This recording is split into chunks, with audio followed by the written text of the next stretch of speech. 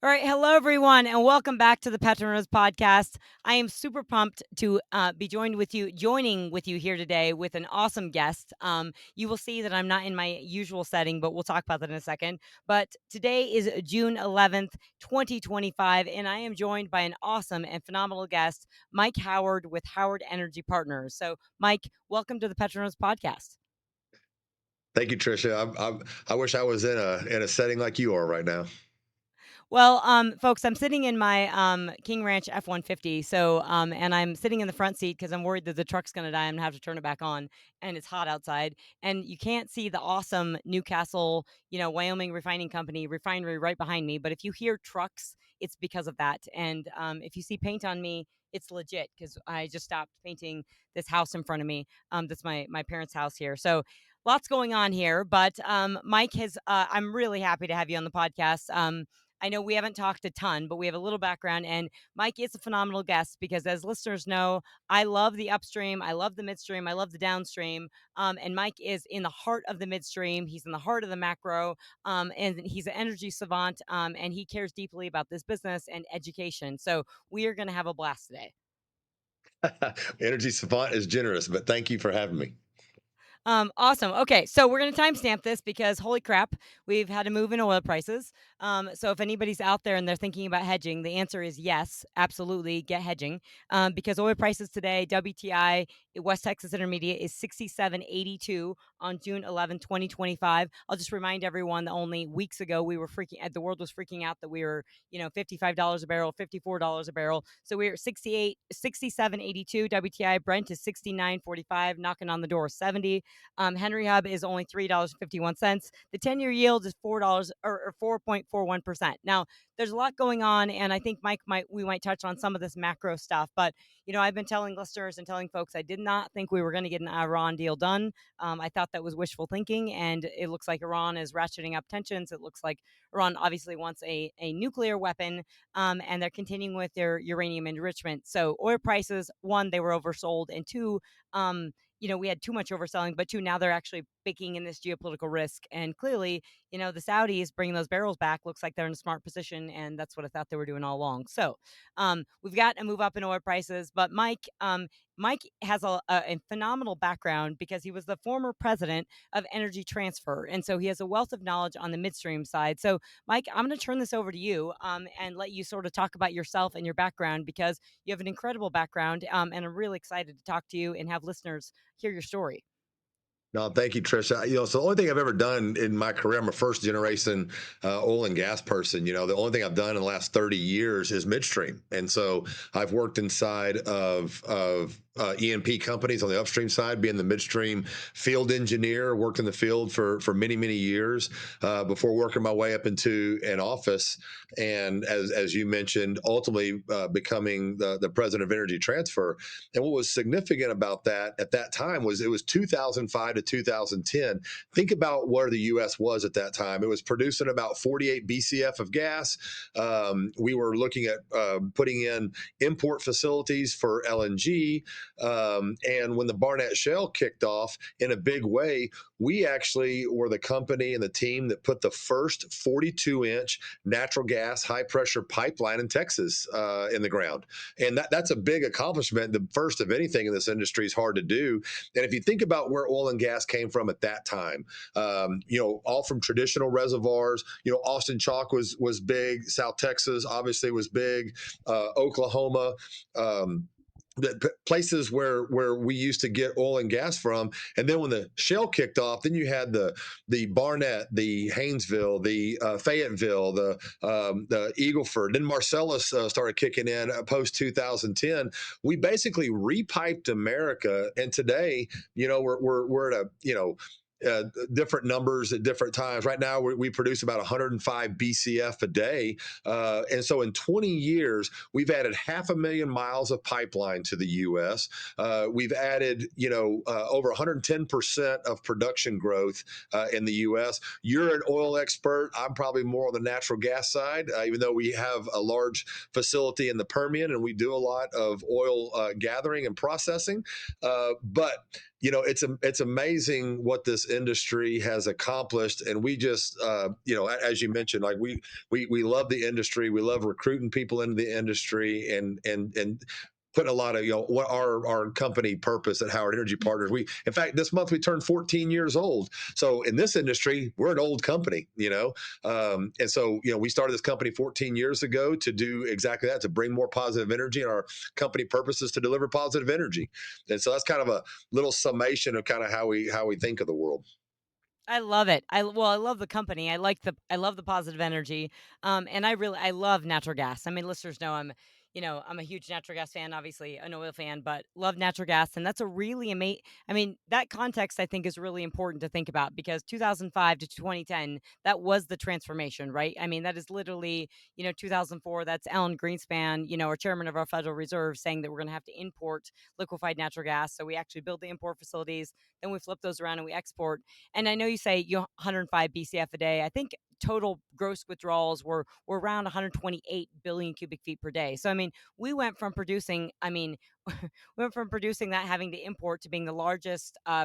The largest producer in the world, producing double that of Russia, the second largest producer. So just a magnificent position. And I think that we don't, as we mentioned, as we talked to, offline a couple days ago, I think a lot of folks don't think about the midstream component behind that. And I do think that's really relevant today, right now, because um, when we're thinking about Chris Wright and the energy secretary and the stuff that this administration is trying to do on energy, I think it's really important to think about you have got to build the infrastructure for natural gas. And I want to talk about crude oil a little bit more and talking about that, but I think it's really, really important. We're talking about AI growth and we're talking about just general forget AI and we will talk about it, but we need electricity growth. We need to build out electricity. We need more natural gas in the electricity pool. We need electricity growth and we have to build infrastructure for that. And your business and what you do is a huge component of that. And I think that we're kind of missing in the narrative, in the media, the stock market, everything that we're going to have to build pipelines. We're going to have to build infrastructure, not just more LNG export infrastructure, but also, pipelines in the US to actually consume it. No, that's right. So whenever we didn't have it's interesting. I was on the front lines of the largest company building those projects back then. Whenever the Barnett Shale, Marcellus, and we got a lot of that infrastructure put in before kind of the turn against Yep. oil and gas, before this anti oil and gas pro ESG mindset kind of entered into the conversation. It was very much around, yeah, we thank goodness we don't have to import it. We're going to lower the price of natural gas. And we built all this infrastructure. We had tax structure, master limited partnership tax structure that kind of helped all that. Today we have about 3 million miles of pipelines in the US that carries most of this natural gas. And just to give you context of that, there's about 45,000 miles of interstate highways. So just to give you a perspective, and some of these projects that are being that were stopped in the past, this administration is helping to unlock and unleash some of the pipelines these days. But some of these pipelines are 100, 200-mile pipelines, and there's a lot of advocacy against some of this infrastructure going in. And it, for those of us in the industry, going like, well, which one of those 3 million miles don't you like today? And that 3 million includes the pipe to your house, by the way. That includes local distribution company pipes, not just intrastate pipelines, interstate pipelines, gathering pipelines, and LDC pipelines compose that whole 3 million miles. So when someone is opposing a 100-mile project, sometimes I'm sitting there wondering, like, I wonder why they picked on that 100 miles. And it's not, obviously, I'm being cynical. It's they're against the perpetuation of fossil fuels. Right. And right now we don't know how to supply the energy demand that we need to live our lives without it. So to your point, midstream, we're the ones that once the oil and gas gets to the surface, it's not a commodity you can use. Oil or natural gas are not commodities you can use when it hits the surface. You have to do something with them. You have to process them, refine them, transport them, treat them, compress them, pump them, and get it to a place where we can actually use it to do something with. So midstream does all that in between. Yep, and that's maybe where we can talk a little bit more. I mean, I think that your comment about, this was pre-opposition days, right? So it's really pre-Keystone XL and the pushback against Keystone XL. And I mean, I came into the business, right? I'm third generation oil and gas. My dad, I'm watching him paint this house in front of me. He's second generation. I'm third. His dad pumped oil wells in Wyoming, and from Newcastle, Wyoming. I helped him paint tank batteries and stuff, and this processing. I'm literally I'm walking my nieces by the refinery behind us, and I was telling them this is literally what America runs on, right? You have to heat this crude oil up to actually get something out of it. But I think your point about the natural gas thing is something I love to drill home for folks, is that coal, and I don't like to rip on coal because I think we still have to have it. It's an important component as a backstop, but it's super energy secure, and that's because natural gas, as lovely as it is and it's wonderful, is that you do have to pipe it, right? You have to compress this stuff. You have to pipe this and bring this to your house, which is great, but you have to build that infrastructure. And so I think that's the component that it seems to me like the Trump administration is working on that, right? They're trying to get the pipeline built on the East Coast, and that was part of their bargaining thing of, hey, you can have your wind turbines offshore, but we're going to get this pipeline. Now, whether or not that gets built is another question, but I think that's hugely important. But I was gonna just mention that pre Keystone XL, you were able to build stuff. And I think a lot of people want to go back, what is it going to take to get back to that point where, we can build stuff? And maybe that we can talk a little bit more about your business. You have this stuff all on your website listed for, how much fractionation capacity you have, how much pipeline you have, all this stuff. So maybe we can talk a little bit about that, of what you've done and how you've been able to do it, because you've been doing this in the heart of the shale revolution. Yeah, so in 2011, we started the company, and we started it in the Eagleford Shale. And the reason for that is we're a San Antonio, Texas-based company. We've been working in the Eagleford. Literally, I went to university in the Eagleford Shale near Kingsville, Texas. There, at Texas A&M Kingsville, and so operating pipelines in that area and gas plants in that area, literally my entire career. So starting a company in that area was very natural. And what's interesting about that is one of the largest users of natural gas in Latin America is obviously Monterrey, Mexico, right in northern Mexico, the industrial section of Mexico. And our very first pipeline was delivering natural gas to the world's largest brewery in Piedras Negras, Mexico. And so we were actually providing natural gas across the border to this LDC, which provides the natural gas to the brewery, and that kind of gave us the idea going, as the Eagleford Shale continues to expand, we want to tie the country of Mexico. They at that time only had, as I mentioned, 3 million miles in the U.S., and at that time it's probably 2.5 million miles. But they have 25,000 miles of pipeline in Mexico. They do. They're live on the edge of energy poverty, and so what we spent the first years of our company actually building a pipeline to connect the Eagleford Shale, which actually Webb County, Texas, is the largest natural gas producing county in the state of Texas. Even sometimes it bounces around with Reeves and Loving County, but Yep. today Webb County in Laredo, Texas, we've tied that county with a 200-mile pipeline to Monterrey, Mexico, and we're a major supplier of natural gas to Mexico. And that whole thinking of supplying natural gas to where it's needed, and doing really hard things kind of propelled our company. Today, we have 1,500 miles of pipelines, South Texas, West Texas, Oklahoma, New Mexico, and Pennsylvania is where we operate today. So we gather gas out of the Marcellus. We gather gas out of the Arcoma Basin. We process and gather oil and natural gas out of the Permian Basin. And we're in the Eagleford, but the Eagleford's a very large place, right? We're in Right. the lean gas area of the Eagleford, the area that the gas that comes out of the ground does not require processing. It requires treating, but it requires processing. And then, so those are the natural gas and traditional businesses. On the low carbon side, we have businesses that have rail logistics. We train in used cooking oils and things from Chick-fil-A and other places, and then Valero and Darling, called Diamond Green Diesel, turns it into R99 renewable diesel.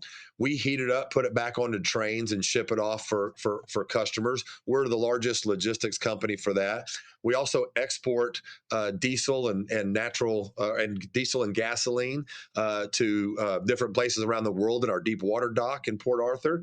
And then finally in Corpus Christi, we take the emissions from 6 refineries in Corpus Christi and recycle those emissions, which are hydrogen propylene, ethylene, natural gas liquids, and methane. We have a very complicated process in Corpus Christi that produces those products back into the market. So we're a large hydrogen provider.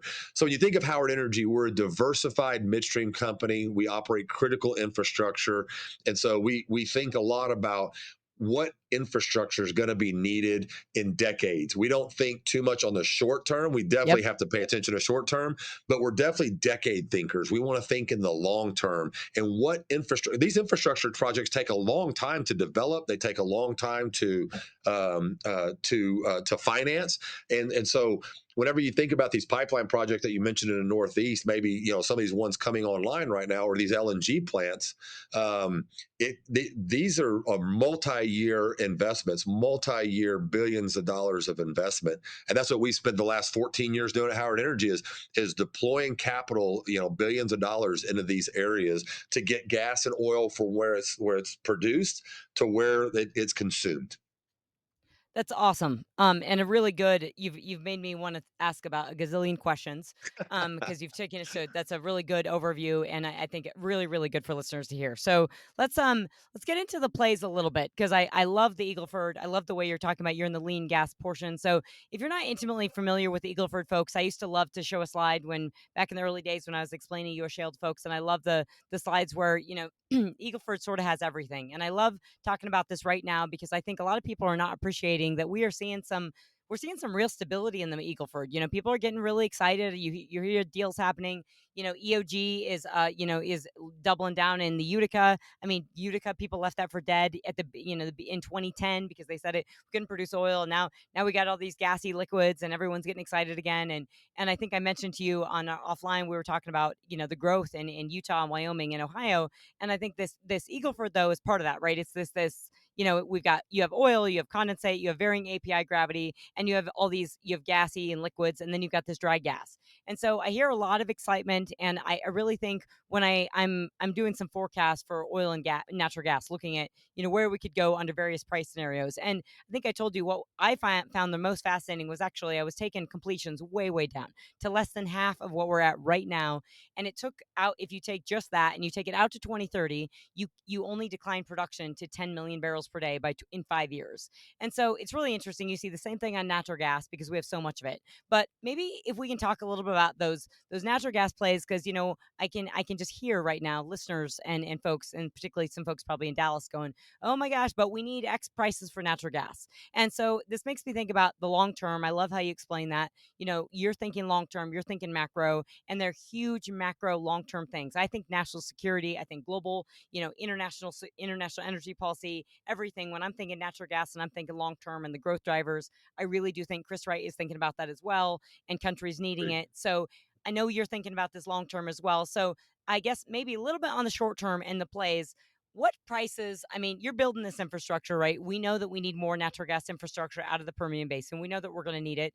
But also, the reason why Eagleford and Haynesville are so appealing is because they are so close to market, right? They're so close to the Gulf Coast. So it makes it great. So what are your thoughts and takes on some of? I mean, you don't have to talk about the nitty gritty on prices right now. 350 is probably not enough. But what's sort of happening in these plays, and are we going to get the infrastructure and the development? And is this are you putting your? I mean, I'm hanging my hat on it, but curious if you're hanging your hat on saying we're going to continue to have growth, and what are you doing to position yourself for that?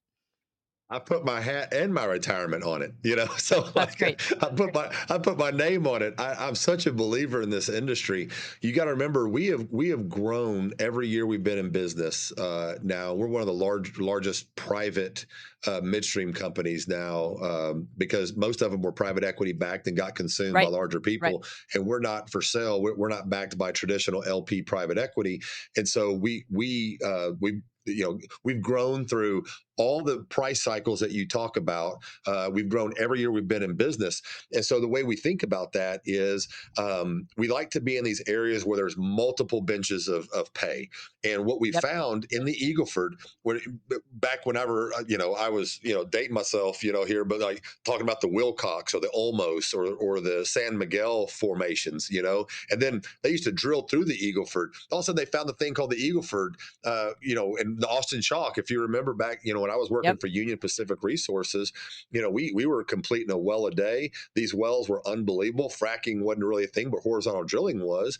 And so we really, what I've learned is that these plays have a lot of oil and gas in them. It's just at what price are you willing to Right. get it at? So today, what we're noticing is rigs are coming off in the Permian a little bit. We notice some oil rigs converting to gas rigs on the statistics. Yep. We see some of these areas, and that's what in 14 years of Howard Energy, as we we're thinking much differently than a publicly traded company. Like I said, we're not thinking quarter to quarter; we're thinking decade to decade. Is that we believe these areas where they've been drilling for 100 years, they're going to be drilling for the next 100 years too, because they Absolutely. keep finding ways to, just in my little area of the Eagleford, this little Webb County area, we probably move a BCF and a half a day out of that area. These wells, when we started there, were 7 BCF EUR wells. And it's not uncommon to have a 12, 15 BCF EUR well, same geography, same geology, same area, different completion technique. And that in the Permian, what we've seen there and the increase in efficiencies and what they're able to do. And so from an infrastructure standpoint, we've had to adjust our thinking on whether you're laying a 6-inch pipe, 8-inch pipe, or 10-inch pipe, because this technology, they come up with now multiple well pads. They have multiple laterals off each individual well pad, bringing on 50 million a day on these well pads instead of 5 million a day on a well pad or something like that. It's such a different way to do business today than what we've seen, and we believe. That when we start trying to predict price, okay, so is 350 a good price? What specific county are you in? What Right. specific thing are you talking about? Are you lean gas, rich gas? Are you Right. oil? What kind of oil are you? And Right. so when Are we you talk tied to about it that? at a Yeah. macro, Yep. yeah, yeah, Yep. we talk very generically about it, but those of us, that have to figure out where the investments are, it really gets specific on where exactly specifically you're talking Absolutely. about. Um, and so we know more you're not going to see more oil out of the Permian unless you build more gas infrastructure. Absolutely.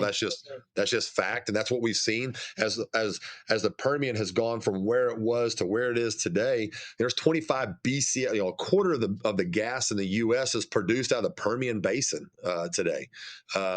There was not infrastructure to do that. We've actually built that infrastructure in the last 10, 15 years to get oil where it's at. And if oil is going to increase there, you have to build more infrastructure. We believe that is the case in the Haynesville, the Eagle Ford. I'll give you one more statistic where I'm at right now is the U.S., we export about 14 BCF a day on Yep. LNG ish.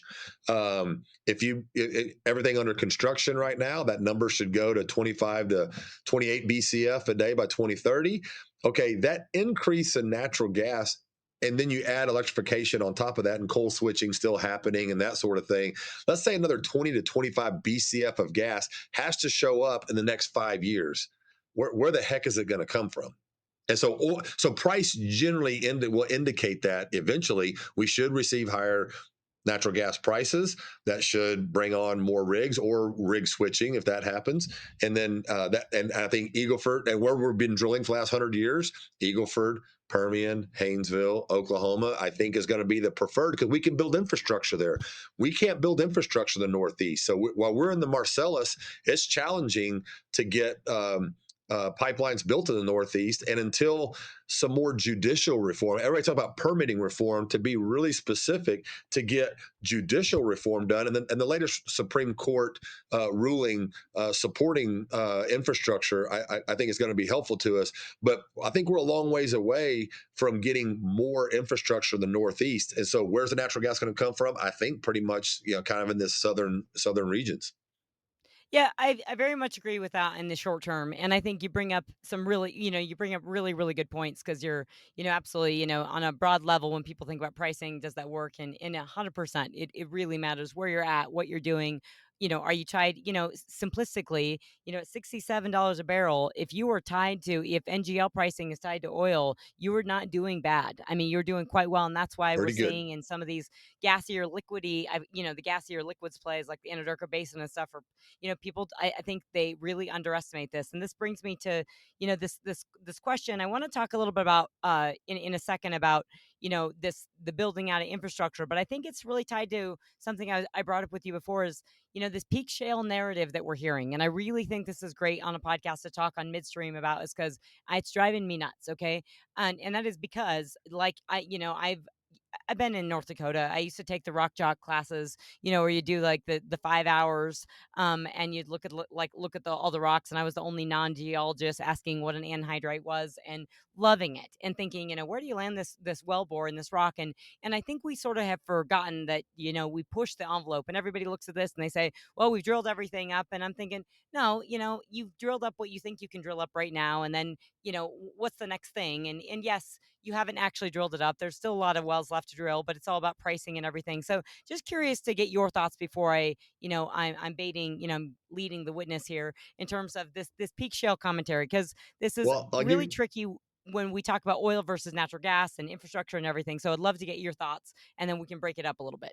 Yeah, so I'll give you my perspective. Is so being in the business for as long as I have and seeing infrastructure and all these areas I've operated in, and the peaks and valleys of every area, and I'll just tell you, like, predicting the future obviously is hard. No Yep. one does it correctly.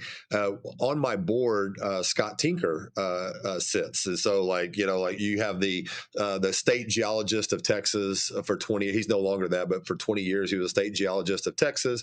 He was the head of the the Bureau of Economic Geology at University of Texas, and they studied a lot of this. And he was on a podcast recently that I was listening to him talk about this. Is predicting peak oil really does not, history does not support peak anything, because It we does have the not. unique ability to take, there is no such thing as a natural resource either. We have to take things that the earth gives us and turn it into a resource.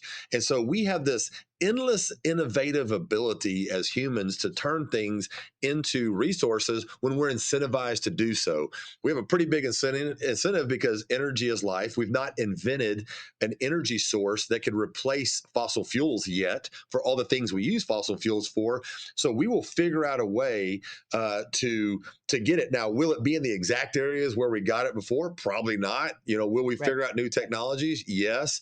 We're not drilling in the Gulf of Mexico like we were at one time. We're not drilling in the Arctic. We're not drilling in really hard places, national parks, and these other places that I'm not advocating for today because we don't need to. But if it got scarce in the U.S., we have a lot in Canada. We have a lot in Mexico that we're not doing right now. So, from a North America perspective, peak shale depends on your perspective on what investments you have and what specific area. I can see why people get fixated on peak shale. History would support that there's no such thing as peak, that we're going to figure out the next thing. It's just what velocity we're going to find it, at what price we're going to find it, what geography we're going to find it. And my job as an infrastructure thinker is like to be there where the next one is going to need infrastructure. Because wherever you find it is not going to be convenient. It's going to be in some Yeah. area. Yeah, you and I know, think a little bit. I always kind of think of like where actually I think where you where you found oil before, you do find it again, and so it's like I think here in Wyoming, right, the Powder River Basin. I mean, you think of right? like you think of like the actual the Turner Formation, and you think of these conventional sandstones. Well, they just went back and went horizontally, and I mean Wyoming isn't a perfect example, but it's a decent example for like the up and coming, right? It hasn't seen the crazy boom, right? Everybody has been saying since 2017, the powder is going to be the next big play. And it hasn't been, right? It's tricky geology. It's hard. But, if oil prices were 85, I can tell you that people would be really excited about the powder. And oil prices right now at 67, I think we conflate a little bit pricing and peak. And we also have to be careful with the word peak, because a lot of people Right. associate peak with decline, right? They say you're going to peak and then they think decline. And I think we have to be really careful for that. And I will be releasing this paper looking at these forecasts. And I think, the reality is it's harder to grow, like massively grow oil production. Like that's true. doesn't mean you can't grow True. it. And I think that, enhanced oil recovery, refracts, all kinds of things. And I think so we have to be a little bit careful about the narrative of pricing, especially in oil and natural gas. I mean, this is a smaller molecule. Your kind of history lesson here you've been giving us of reminding us that 2005 to 2010, it's just incredible because I mean, we went from that's when we were producing sub 5 million barrels per day of oil, 4.8 million barrels a day oil. Now we're producing north of 13 million barrels a day. And for natural gas, this small molecule, I mean, Aubrey McClendon, Marcellus himself out of business, right? I mean, you drop these prices, and I think we don't appreciate also as an industry what slightly higher prices. I mean, as an industry, I think we do, but I don't think as the nation and national security and broader wise, what slightly higher natural gas prices really would mean, right? So slightly higher, $4 an MCF prices, 450 an MCF would be game changing for this industry in terms of uplifting the margins on the oil side. You could have slightly lower oil prices, and then you really start, you really enable a ton of production, and so you get this massive production. We're not going to have a shortage of natural gas in this country, and so I think the longevity on that, and that it to me, this is something when I remind folks that like when we're exporting LNG, it took us 10 years to get Japan to appreciate that, hey, we're not going to run out of natural gas because we were trying to lobby, to sell them LNG. And they thought, they didn't believe that the shale. And now they do. And then we had all the politics of the Biden administration. And so, now we're kind of, fixing all that and saying, no, here's our natural gas. And so I think we have to be just very cautious about, conflating short term pricing thinking versus long term realities, and our ability to produce as an industry. We're just exceptionally resilient and very, very good at getting this stuff out of the rock. Yeah, what commodity can you think of that is as cheap as and what then the economy created by this cheap natural gas energy we have for Absolutely. all the industrials that produce products that we use, this the reshoring of petrochemicals has happened in the U.S. Those are unappreciated phenomenons that the normal public just doesn't fully appreciate where we're at and the benefits that this industry. I think there is more of an awakening going on. I am seeing more, and I'm talking more like we are backed by we've been backed in our history by sovereign wealth, by pensions, by infrastructure funds that are backed by endowments, and so we know how some of them think. And there Right. was a big push to move money away from our industry because we're peaking, right? We're going away, and I think there's definitely more. And I'm a big advocate for educating non-energy folks on energy because like it's just created such bad policy in the U.S. in Texas specifically on this weird thinking that we're going to peak on some energy source and then we could just switch to some other energy source, and that's just not what history's shown us, and that's not what's going to happen. And so like I appreciate that we're seeing I think a re-education, a relearning, of an awakening, and a deeper appreciation, definitely with Chris Wright, with his messaging is a much more rational message of trying to transcend politics. We're this is a physics and thermodynamics conversation. This is not a political conversation, and so it's frustrating sometimes to get constrained on infrastructure building or talking about drilling in certain areas or whatever. Uh, when people get really anti, thinking that we're going to be peak, and so peak's a dangerous conversation. Yeah, that's really good. I love that, and this will give us a lot of food for thought for future podcasts.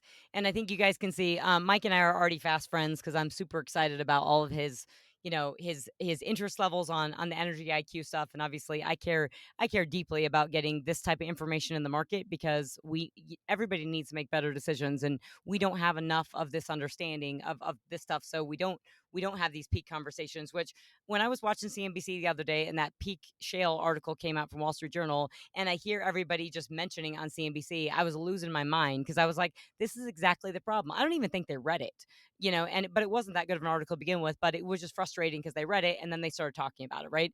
And the thing it brings me to a little bit is this, and this gets, I want to bring this back to your energy IQ and talking about a few of your advocacy things and all the things you're doing and that we are sort of cross pollinating with. But the oil price thing really drives me nuts because right now we at almost $68 a barrel. I really think that people have to appreciate one, the role of lower oil prices. I mean, the industry needs to appreciate low oil prices as of late have really helped propel the economy, right? They've kept it afloat, right? We have a lot of pain points in the economy, and these low oil prices, I mean, if you were listening to the inflation data today, lower prices have really helped keep that inflation number cool, and they've helped Sure. offset a lot, and they've helped airline traffic up. They've kept things afloat. Sure. But I think it's also important when people say, okay, well, if let's just say in the International Energy Agency world where they think we're going to peak and we won't be using oil anymore and the demands are, well, if oil prices are low, I can tell you folks, the demand will go up and it's not going to go down. Actually, across the world, people will use it for heating oil and they will use it for power generation. And so I think we have to be very, very careful about thinking any of this peak, whether it's demand, whether it's anything, it just doesn't work that way, right? It's the markets drive this. And because it's so energy dense, you're if you lower the price and you lower demand, you incentivize it to someone else. That's right. Whenever I sometimes make something bold as that we haven't invented a technology where people say, well, we have this or that. Well, like, no, we have not invented technologies that's as energy dense as these products that is Right. transportable the way we do it today. And there's this things, like Mark Mills educated me one time. Mark is the National Center for Energy Analytics. A very very great author and speaker. And Jevons paradox is real. What commodity that becomes cheaper you use less of? Any Absolutely. commodity that is cheaper. So to your point, whenever you make oil and natural gas cheaper, you use more of it. And we've as Absolutely. in the U.S., what have we done? We switched from coal to natural gas. Yes, in the name of of environmental attributes of natural gas versus coal, but at the same time, it was just cheaper. We Absolutely. that we know of areas in the Marcellus where one well pad can bring on 300 400 million cubic feet a day, and those aren't even being brought on today. If you I were to know. build infrastructure, that stuff can come on so fast. We have so much natural gas. We have hundreds and hundreds of years of natural gas, even with increased production levels. If you were Right. able to unleash another 50 BCF onto the LNG market, our belief is that there's just a lot more of the resource that we even understand today. So we're not geologic experts. We have obviously an opinion, but just from history, we as the peak conversation is fascinating to us. Peak to prices, that there's conversation around that for Yep. short term thinking, but in the macro, I believe that this industry is really resilient, going to be around for a long time. I absolutely agree. Well, that's great, and I think that's really good food for thought for folks. So, okay, let's talk a little bit about. So, you mentioned Mark Mills. I did a short stint with them, last year, but now I'm with the with Jason Isaac's group, and I do, and you know Jason, and so I want to give a I shout out do. to the American Energy Institute, because I'm an economist for them, and this is how we actually got connected. So we crossed paths through Jason and the American Energy Institute, but the reason I really do love them and I love what Jason does is one, he's incredibly passionate. He listens really well. He cares deeply, so he asks good questions. And also, they are unashamedly American Energy Institute is unashamedly pro American energy, oil and natural gas and coal, and just they just don't capitulate. And I think that's No, we have that's right. like which is awesome. Uh, where I met Jason and where I started this journey back in 2018 of really solidifying what our company's purpose should be. We had started the company in 11. We had some great financial success, but we started raising money started getting harder and harder. And this anti feeling, you start feeling bad about our industry. And so I went on this really deep journey to figure out how to think about our industry. And I actually called Chris Wright. This is 2018, 2019. I don't do business with Chris, but we had a mutual friend, and I called him and I took him to dinner in Denver, and to say, Chris, you're like one of the best energy advocates I know. I don't want to talk about people would dox you or call you a climate denier, and I wasn't educated enough at that time and wasn't armed with enough information. And we talked through what resources to read, who to come in contact with, who to put in your network of folks. And now I have like Scott Tinker on my board. I'm on a board with Mark Mills. I've had 2 or 3 conversations with Michael Schellenberger. I'm really good friends with Alex Epstein. Like I've read a ton of Vaclav Smil, Robert Bryce, Peter Zaha. You get into all these people that I admire now that I know personally. And to start advocating for our industry. This is, like I said, this was like the 2018, 2019 time frame. Well, Jason Isaac was one of those people that I reached out to because he had started Life Powered, and their Yep. stated goal was to raise America's energy IQ. I'm like, yes, we want to support initiatives. That's how I found the Switch Energy Alliance with Dr. Scott Tinker. You know, their goal is to raise energy IQ. So we volunteer our time. We speak at universities. We give money to these institutions and organizations and people that spend their time educating the masses. And we have a deep appreciation for their work because they've inspired people like me that are running energy companies. And I always encourage leaders to learn to step out from behind your industry organizations, educate yourself and arm yourself, and then help convince your circles of influence, not just our echo chambers of the energy business, but outside the energy business, because that's where Yep. policymakers are. That's where Yep. your city Yep. council sits. That's where your school boards are, and let them know how important it is that we shouldn't be vilifying energy forms. We should be educating on the trade-offs of each energy form and how the foundations of life are energy. And it's the Jason Isaacs of the world that I find to be really interesting because they're such a force for educating the non-energy audiences out there, you know. Right, right. No, it's a really good kind of spiral up story. I mean, I think we have incredible, like, most of us who know Chris Wright, can testify he's just a great human being and really smart. He's authentic. And he's very authentic, and so we were easy fast friends because he calls himself an energy nerd, so he always loved the PetroNerds I name, do and too. I so kind we. of I said that the other day, I was an energy nerd, and when you asked for to be on this podcast, I'm thinking like, oh, that was kind of funny, Petro nerd. You Yeah, know, it's yeah. I'm very happy with my name, and it's very I am a Petro nerd, along it with many other works. nerd Yeah. things. But I think, and I'm incredibly blessed because I've worked a lot on the geopolitical side and a lot on the macro side, done a ton of work on China, and so I look at it from the national security angle too. And I think we often, as an industry, and I know folks are super interested in it. We don't. The industry does not often get an opportunity to go to Washington and think about those things of Right. the things that we produce, the infrastructure that you do, how it supports not just our country, but it's the entire world from an energy security standpoint, which is national security, which is economic security. I mean, it's hugely important. And so people think I'm kind of, rah-rahing, and I'm not. It's that, every molecule that we add to the water, every extra molecule of natural gas that we're adding to the water, we're enhancing global energy security. And so the benefits of that are massive, right? It really does take the power away from Russia. It really does, I mean, right now, we're looking at these tensions with Iran wrapping up. Well, you know what? You take away their crude oil exports and you take away their money. I mean, part of this was because the Houthis have. It looks like the Houthis have attacked Israel. Well, you take away their money and they're not able to do that, right? You take away their capacity to do this. It's called taking. It's their oil exports, and you take this away. Well, the only way you can do that is if we are adding our barrels onto the market and we're lifting, other folks up. So I mean, there's just it's not a tiny little world. And so I think what you're talking about in the energy IQ stuff, I'm deeply passionate about it, of educating everyone. My No, nieces that are with me are. I, Yeah, I, sorry, go ahead. I know. I know you are, and I always got to remind people when they talk about the energy of your life, only about 20% is electricity. So everybody gets Yep, tied up into wind and yep, solar and nuclear and that sort of thing. Great, have those conversations. The energy that we're talking about right now is much bigger than that. It's industrial use. It's anything from absolutely. plastics to jet fuel, and so that's the 80% of that we're talking about. The world peace you're talking about, the national security, is driven by those things. And Yep.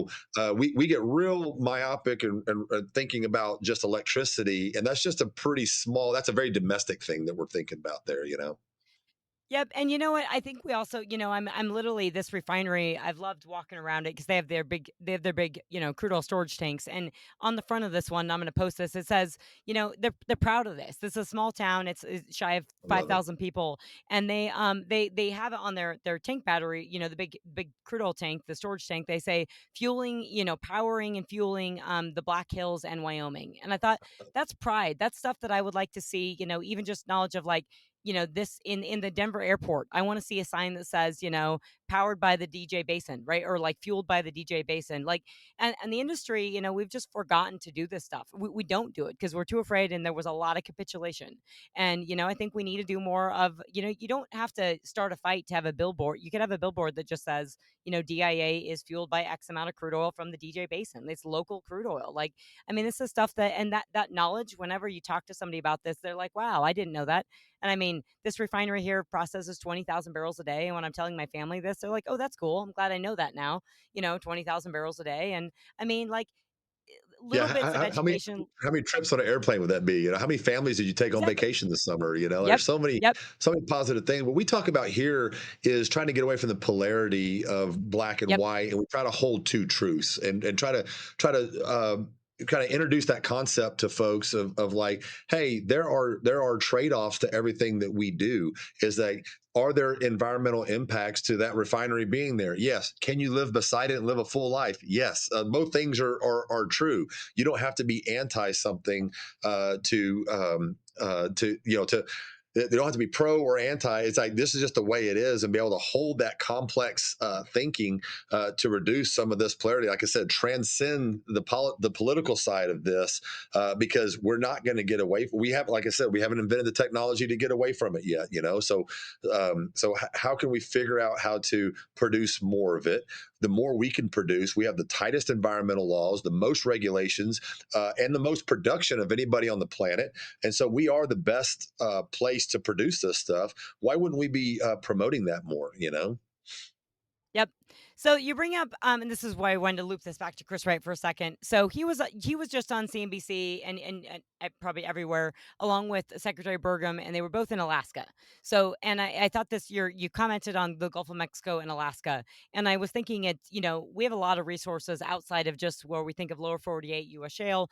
We do have a lot of resources, say in Alaska, and they For sure. actually need more natural gas production. And so they were out there. I don't know if you saw it. They were talking about I did. twinning that pipeline, the crude oil pipeline, which is running low. If you look at Alaskan oil production, it's declining. But twinning that pipeline, bringing natural gas, and then being able to export from Alaska, which just from a geopolitical standpoint, it's a really awesome place. But then also, thinking about we have a ton of resources, and we have a ton of resource in the Gulf of Mexico, or Gulf of America as it's now called. So we have a ton there. So when you commented earlier on your business and focusing on areas where one, we know about the production, we're very comfortable with the production, but also where you can build the infrastructure. So you do this energy IQ stuff, you're talking about energy advocacy, education, everything. But I would love to know from your perspective how this all translates back into business. So because you commented, hey, it's harder to produce in Alaska, it's harder to produce in the Gulf of Mexico, and we don't know if we're going to get other pipelines built. But this business rests on being able to continue to build out even incrementally infrastructure. So That's right. when you're thinking about as a business on your short term, you're thinking the areas where we can, the Haynesville, the Eagleford, and then long term, are you thinking about more infrastructure out of the Permian, potentially more out of the Marcellus? Are you obviously energy advocacy and doing stuff. How are you thinking about that from a business standpoint? And also because you're energy positive and part of your business is advocacy, how are you melding those and Yeah. So what thinking about that? right now, it's all about the style of money that you have and what money you're able to raise, and your availability of capital. So if you're going to go into an area that let's just use Colorado as an example, and you want to go build some new infrastructure in Colorado, it's like I don't know that you have enough, that your capital is not going to be patient enough to get that done if it can even be Right. accomplished. Right. And most companies can't get you. I'll give you an example. Um, there's a pipeline called the Mountain Valley Pipeline, MVP. You're probably familiar with it. Yep. EQT owns it today. Toby Rice's company, EQT, owns it today. It's a 300-mile, 42-inch pipeline going between two states, Virginia and West Virginia. Uh, they FID'd that pipe the same year I FID'd a pipe between Texas and Mexico. I got my pipe built in 3.5 years and about $1 billion on an equivalent basis. It took them 10 years and $10 billion to build theirs. So I built between two countries faster than they could build between two states in the Northeast. And that model, whether you're looking at the problem that DAPL had up in North Right. Dakota, or if you look at you already mentioned the Keystone XL, those projects were stopped. And I don't know what many companies can go into these areas and think about building infrastructure if you don't know if it's ever going to get built, where you can get an actual permit from the United States of America and then get sued about that permit after it was issued. Because the way these projects Right. work is, there's time frames that you meet, and then you can meet these projects in a couple year time frame. But then there's endless lawsuits on every aspect of the permit. And that's a judicial review I was mentioning up front. Is if you get sued every time you turn around, and then you're 10 years and $10 billion on and they had a $3.5 billion budget, by the way. So they went 2-3x over budget. Right. That's not a, so if I'm thinking about business, to answer your question, if I'm thinking about business, we have to think about, and we're a fiduciary. Our biggest investor is the pension fund of Alberta, Canada. So the largest oil producing area of Canada, the pensioners, the nurses, the firefighters, the social workers there in Alberta, we invest their money, and we invest in infrastructure. We're their kind of midstream company in the U.S. We're not going to risk their money on these projects that activists can take. So we have to be pretty sure if we enter an area. So when we think about a Colorado, or building interstate between Pennsylvania and New York or something like that, we have to be pretty sure we can get these projects built.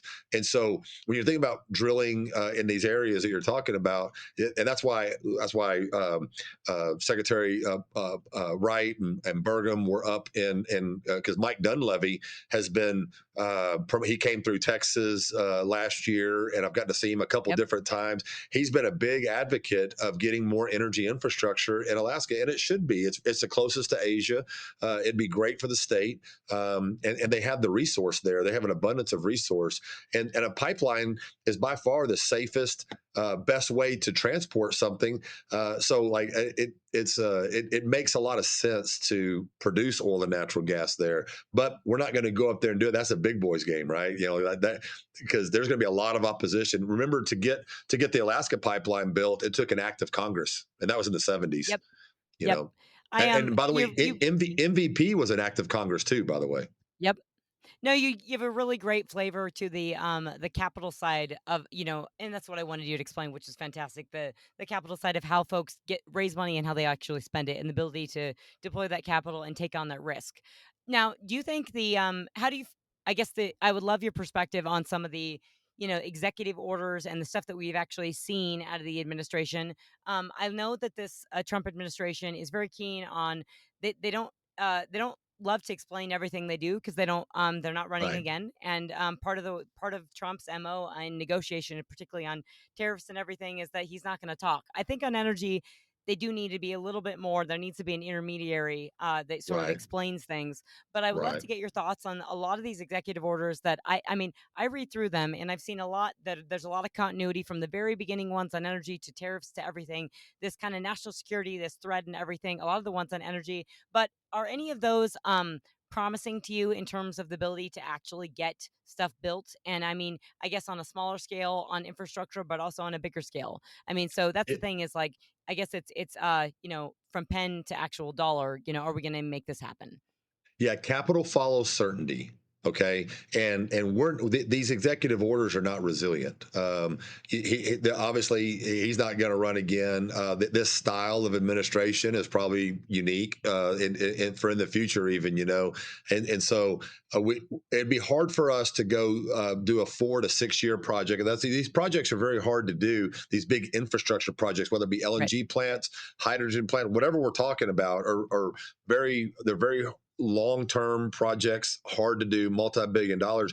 You're not going to do it on an executive order. It has to be Nope. resilient, and it has to be an act of Congress. We are much more advocates of continuing to work on bipartisan fixes to a lot of this stuff. An executive order is great for short-term type things, like you're talking about on tariffs and things that have impacts. But for someone to go invest in the long term, it's a little bit like these tax credits and that sort of thing in the IRA that are being argued about in the big beautiful Right. bill right now, even some of that, it's hard to build a business if that business is dependent on subsidies alone.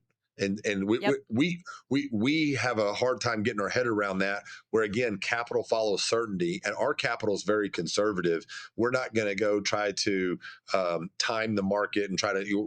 We focus much more on things that we know are certain. Like for instance, Eagleford to Mexico, pretty resilient. Yep. Like an MVP pipeline, pretty resilient. But we wouldn't build another one unless we had certainty that we could get it built in a reasonable amount of time. You know. Absolutely. No, and that's really good color because I think a lot of people, and I really do, I think that folks are struggling in the market to really appreciate that, right? Is that, they see lower natural gas prices, they see the pessimism on oil, they hear the peak talk, and they think, we're just not going to get much investment. And I think, yeah, where you have more certainty and you have more clarity, we are seeing investment, right? We're seeing stuff still move forward. That's And right. I hear, we talked about offline before, but I hear quite a bit of optimism from the midstream sector, right? I mean, I know a couple weeks ago, everybody was kind of losing their minds a little bit with oil prices, and people haven't felt good this year. And we have volatility. I mean, $68 a barrel. Again, you should be feeling okay. But I mean, I did not hear the same nervousness out of the midstream side, right? And Right. obviously, you shouldn't because it's more consistent. But it's just an important perspective that all is not lost right now. That's right. Oil requires very little infrastructure. You can move it on trains, you can move it on trucks, you can move Yep. it on pipes. Gas takes a lot of infrastructure. So when you talk Yep. about midstreamers and look at all the publicly traded companies that talk about this stuff, data center growth, coal switching growth,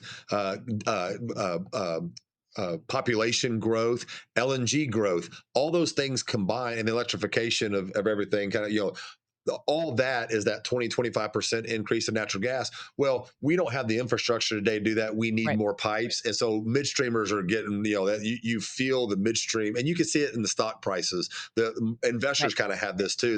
They know that, like, okay, we need to invest more. And you look at the billions of dollars that was invested between 2005 and say, 2015. There was a ton of pipeline investment, mostly natural gas, to get it to go from that 48 to 100. Your number was 128 BCF. Um, uh, and so, like, and to get to 150 BCF or whatever the number Right. is on wintertime consumption, because my number would be production. You look at consumption, we go from 75 to 150, depending on for summer, winter, Yep. northeast, southeast. So consumption is pretty broad, production's pretty consistent. So anyway, we need a lot more natural gas infrastructure put into the ground between now Yep. and And 2030 for sure. so, and that gets there's two things I kind of want to close with a little bit, and that's so when I think about these executive orders a little bit, to some of them, I think it's the impetus, on day one of saying we have an energy emergency, and I think that was, obviously that we don't have enough energy production. It's that, we have to actually use it, right? And so I think there's a hope, at least, that some of these things will allow things to get built, right? There's a hope that, whether it will work, whether you can put the shovel into the ground, that's another question. But when you think where we built the big inch pipeline, we built a pipeline in World War II, and we built it in months, right? We built an entire pipeline. So it's possible to do this, and I think on natural gas, and I think that the comment talk about AI and electricity, I always bring people to perspective of, we have 4,500 terawatt hours of power generation. It's 450 megawatts, or however you want it. Like, you can play with the numbers, but we have 4,500 terawatt hours of power generation in the US.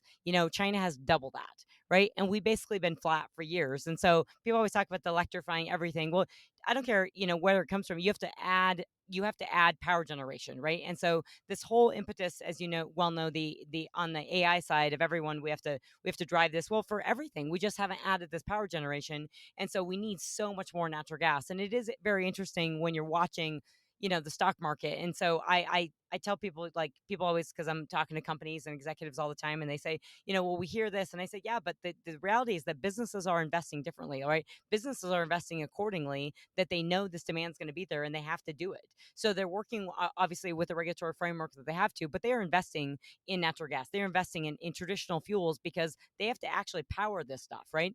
And so, I mean, and that's what I find remarkable, is when, whether you're in the oil field in the Permian, or doesn't matter where you're at, when you're asking people, power generation is such a big deal deal of just getting power, having reliable, affordable power, being able to turn your lights on. The cost of electricity, I mean, it's everywhere. And it just is it's like I would say, like, this is what turns the lights on, but like we have to really talk about this seriously of, I am not for backing out any more coal. I think we have a problem with we backed out too much coal in Texas. You guys have some serious issues where, on the legislative side, and maybe we can talk about that before we close. But I'm still going to leave it to you. I know I ranted a little bit there, but I think power generation is just massive. It's underappreciated, and the role of natural gas and your business in it is just huge. Yeah, it's the only power source or only fuel source that we know for that can really do what we need it to do, to have flexibility, to be able to transport it long distances, to be able to get power dispatchable when we need it. It's not dependent on weather. Nuclear is there is a little resurgence Right. going on, but it's still a decade away. And while the turbine timing to get turbines right now is still pretty far out, but you got to start doing it. In Texas, we're going from about 85 gigawatts of demand today to 150 gigawatts of demand by 2030 on what's scheduled to come online right now. How are you going to do that? And you can't do it with non-dispatchable power. You have to do it with dispatchable power. And we have a power market that doesn't support Right. new build right now. So it's a mess in Texas. I was just actually at a luncheon listening to the CEO of ERCOT, which is very good. Everybody understands the issue. It's just not an easy fix because of the Right. regulatory structure that we're under in Texas. But it's getting a lot of press right now. But nationwide, we need a lot more electricity. We need a lot more transmission. We need a lot more power plants, and the NIMBY situation is not getting less. Even in Texas, it's very hard to Right. build. It's easier than anywhere else in the world, but it still takes 7 years to build a transmission line right now in Texas. I mean, it's Right. still a very hard thing to do, and it will get built, but electricity prices are going to go up in the meantime because of it. That's just it. So I think we're at the, if you talk about peak, I think we're at the cheapest energy that we can find right now. I think energy gets more expensive as we move into this more electrified world that we're moving into. Well, I think we can close by, I maybe can leave listeners with what can we do in Texas, because I think this is something I've been talking to Jason Isaac with American Energy Institute about, of, I don't think of the broader masses appreciate that the power problem within Texas, right? Everybody knows about, the storms and weather issues and the grid situation in Texas, but I don't think people realize that, there's a crap ton of wind and solar power within the grid. Okay, That's right. it is not dispatchable, it is not reliable, it is intermittent, and it's really expensive. And so there's nowhere in the entire world where you can put wind and solar into a grid and electricity prices do not go up. And that's partly because of what's going on with the the actual system and the regulatory side. But can you talk to that? Like, I'm here in Newcastle, Wyoming, and people appreciate energy, right? It's easy for them to understand. They're okay with the refinery. I think, on the outside of Texas, that everybody in Texas, that this should not be a problem in Texas. And yet there is a problem with power generation in Texas, and especially rising electricity costs. So what's holding that up? Is that the legislative hurdles that we need to be doing more education on how this actually gets done? Or is it the lobbying on the wind and solar side is so damn high, which again, that's a China problem. But I mean, that's what is it, and how can we fix that? And how I can we tell you, help with that? if there was a silver bullet, it would have been shot. Like that. I think it would have been Absolutely. fixed. It is very complicated. There's very passionate sides. What's unique about Texas is we are disconnected from the rest of the grid. The reason why it's positive, obviously, we're very independent thinkers here in Texas. We have a railroad commission. We have a Yep. TCEQ. We regulate ourselves, and so we can build infrastructure faster and better than anybody else in our power markets here. The issue is the pricing for that power because of the federal subsidies for wind and solar. And this is just a fact. This isn't political. Just you can Right. build wind and solar. So we have 5 times the wind of anybody else. We have more industrial solar than anybody else, anywhere close to anybody else. And we have more oil production than anybody else, more natural gas production, and we don't have enough electricity for peak demands. That is as a seventh generation Texan, that's kind of an embarrassing place to be. It is. So It is. so in order to build more power, the market has to signal a price to invest. And we have, like I said, infrastructure money. So we're not private equity. We don't require these big returns.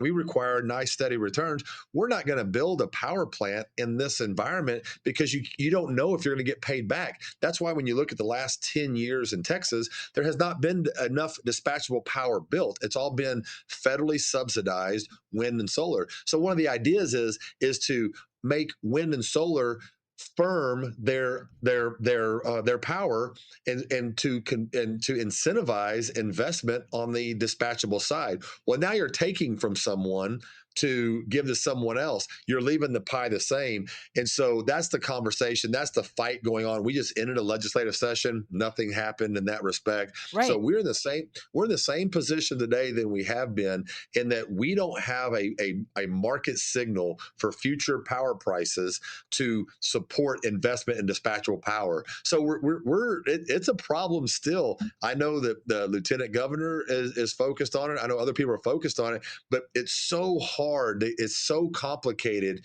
The way this thing works, it's so difficult to get your head around about what the silver bullet is. But what we're working on is we're working on getting the market to signal a high enough price to support Absolutely. dispatchable natural gas driven power, because we believe that is the answer. Of course, solar and wind is going to continue to get built, but we have to have more dispatchable power on the grid in Texas. I really appreciate you saying that, and you may not wanna be political, but I'm happy to be, and I don't actually think wind and solar should be political. It's a pretty crappy form of energy. It is not it's not a dispatchable, reliable form of energy, and the fact that it is made in China with forced labor with coal-fired power makes me really angry. Makes me really angry it's made with forced labor, but also the fact that once you subsidize it, I mean, when we're subsidizing a poor form of energy, that's a problem, and I think that's kinda what you're getting to. That and there is You're right, there is no silver bullet in terms of how to fix this. But, I've been fortunate to, brief out of state legislators here in Wyoming when we actually went to a coal mine and a power plant. And, I'm always I'm always y- really optimistic when I'm talking to folks about power generation and electricity and explaining where it's coming from and how it works and, wind and solar when it comes into the grid. And again, if you want wind and solar in your grid, that's fine, but like maybe you should make it in America. And then understanding the consequences, right? That there are cost increases, right? And so if you're subsidizing and then you put it in the grid, and then normal people and businesses have to incur these cost increases. And to your point, that you're not getting, you're not putting the market signals out there to incentivize natural gas growth, which is what we need. You've created a really complicated system, and this is going to be hard to actually continue to invest and build stuff on it. And we got to build, you have to continue to build. So I think you explained the problem really, really well. Well, thank you. And again, I have strong convictions on. I don't believe we should be subsidizing anything. But again, we try to. I try to stay away from a lot of that from the standpoint of. There's a ton of people that believe that that's the way it should be. Okay, but then you have to add reliability factors into your Absolutely. equation. You cannot, And affordability. and affordability. And so I can't believe I got this far in the podcast. I didn't mention it. We hosted the first Energy Poverty Summit this year, and the Texas Energy Poverty Research Institute came to our Energy Poverty Summit to talk exactly about this issue about, Texas having power prices that are some of the most expensive in the South. Well, why are we so expensive if we have cheap natural gas closest to the wellhead Absolutely. and we have the most wind and solar? We should be the cheapest energy, and we're not. Absolutely. The states that have mostly natural gas, like Florida municipalities, they have cheaper electricity than we do. Why is that? They're way in Florida. They don't produce much natural gas. We're sending it from Texas to Florida, and they have cheaper electricity than us. Why is that? So there's something wrong with the system. And I'm kind of early days. I'm very good on energy poverty and the macro, and we're really advocating. We have Energy Corps that's starting up. Scott Tinker, Toby Rice, creating Energy Corps to end energy poverty by 2050, or in 50 years, not by 2050, end energy poverty by 2075, which is a great organization that's cranking up right now. But at the end of the day, like domestically, we cannot. Ignore reliability and affordability when we talk about these systems. So your point is valid on Chinese solar and wind, but I probably attack it from a little different direction, going just from if you do the math in a way that includes reliability and affordability, Absolutely. You're going to select the energy sources that are reliable and affordable, which I believe right now natural gas has some of the lowest levelized cost of energy when you include all components of levelized cost of energy. Absolutely. Well, so I'll let you. Can you speak to a little of that? To one, because I want to get involved with energy poverty. I would love to get involved with Energy Core. I'm familiar with it, but why don't we leave listeners with that and where they can, reach out to you when get Yeah. involved more with the Energy IQ. Your website, I think the Howard Energy Partners on the website, you can actually see they have a lot of stuff on Energy IQ, which is awesome. But can you, I want to get involved with this Energy Poverty Summit because it sounds awesome and clearly you had your first one. So tell us a little bit about that, and then where folks can reach out and how we can level up and do more and do better. Well, what we found is, based on Chris Wright, inspired by Chris Wright's work, and he has the Bettering Human Lives Foundation. What is Yep. difficult when you want to start investing in energy IQ, energy advocacy, and energy poverty, it's a complicated world out there. There's so many organizations, and you don't know where the money's going. It's kind of like the United Yep. Way model, where United Way sorts a lot of that out for you, and you can give one time to United Way, and then the money gets to the one that needs it the most, not just going to overhead and just these fluff programs are going to really good programs. Well, Toby Rice's vision with Scott Tinker's vision of taking Switch Energy Alliance, which has been focused on educating the world on energy through documentaries, through his PBS special, through great videos online and in classrooms, K through 12 classrooms, taking that education component and then tying it to access, getting energy, not just a light bulb in a mud hut, but really energy to people that need it the most. And you think about what their mission is. It's getting $50,000 of GDP, 50 megawatt hours in 50 years to everybody on the planet to get everybody up to a living standard that would be at least a minimum living standard to flourish. Why is that a it's aspirational, but that's where we should be focused instead of focusing on things that aren't improving human lives. Let's focus on human flourishing. Let's put that goal out Yep. there. So Energy Yep. Core, energycore.com.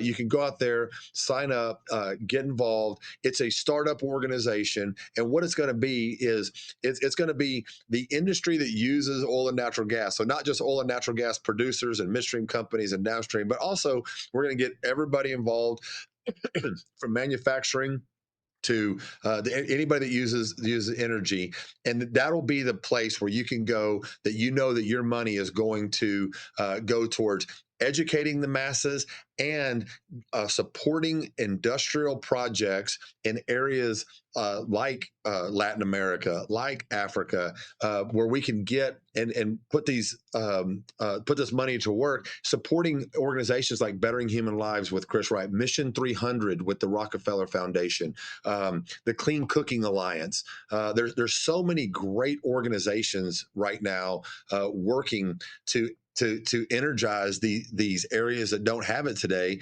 and we want to be the ones kind of tying the money to the need. Just like Midstream does, we want Energy Core to Yep. be that. And so, like I said, we had an energy poverty summit this year. 40 of the top CEOs in our industry came together to understand more about where the need is and how raising money can come together for that. So it's a 50-year very long-term focused project. If you think about the way the Chinese do it, like you said, like a Silk Road Initiative, that's what we're. Hey, mom and dad. Yeah. My uncle's getting in the camera Oh, there. Uncle. Okay, sorry about Yeah. that. But I That's saw right. somebody that behind your truck there. So anyway, we believe by focusing on the long term there, because this is a multi-decade thing to get more energy to more people. And so that's kind of our higher When we think about delivering positive energy, Howard Energy, we think about more than just making money directly here. And we think by thinking of more than making money, I think we are a top tier company, and we end up doing better than most. And that's what's going to make, that's why we're going to be around for decades. We're actually thinking about how to continue to not only get our pipe further into Mexico, and we've seen so much economic development around that pipe, and so we know this works. If you get more energy to more people, it just improves lives. And so I think Energy Core is going to be very key to that going forward. That's awesome. Well, I really appreciate it. That's a you're very passionate, as am I. I love it. It's been a really an absolute treat to have you on the PetroNerds podcast. I want to get involved with all these things you're talking about, more involved than I am. So hands up in the air, happy to help anywhere I can. Well, thank you. And I it just I my family was walking around behind me, my uncle's here, but I was just thinking, we do not appreciate I think we don't do a good job of appreciating like where energy comes from because I'm literally sitting in my King Ranch F-150, and it's really hot outside. So yes, I've been burning gasoline and leaving my truck on. My computer's plugged into my truck, so this has been a completely American gasoline driven podcast today from PetroNerd. So Th- Mike, it's been an absolute pleasure. Thank you so much. Well, I love the oil filled version of this. Doing meetings from your truck is so oil filled. It's so cool. Yeah. Thank you for having me. Well, absolutely. Thank you. We'll have to have you back very soon. Okay. Okay. Bye.